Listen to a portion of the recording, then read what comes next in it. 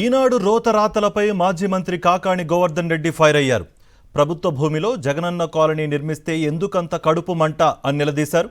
ఎలాంటి ఆధారాలు లేకుండా బట్టకాల్చి ముఖం మీద వేయాలన్నట్టుగా విషపు రాతలు రాశారని అన్నారు. ఈనాడుకు దమ్ము ధైర్యం ఉంటే పత్రికలో రాసిన వాటికి ఆధారాలు చూపించాలన్నారు.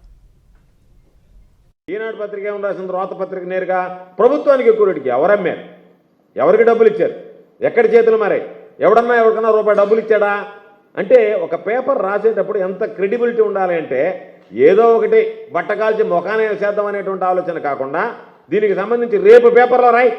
నీకు ధైర్యం ఉంటే ఈనాడు పేపర్కి నువ్వు రాసినటువంటి దానికి కట్టుబడు.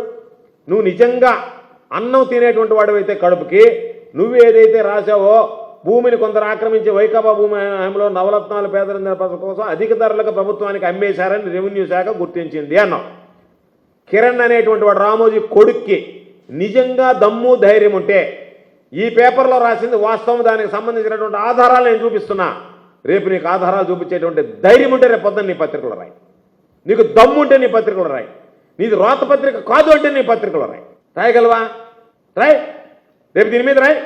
ఎవరికి ఎక్కడన్నా రూపాయి డబ్బులు ఇచ్చారా, ఎక్కడన్నా ఒక చెయ్యి మారిందా, రామదాస్ కంటికి సంబంధించినటువంటి విధి విధానాలు ప్రభుత్వం పరిగణలోకి తీసుకొని ధర నిర్ణయించిందా లేదా,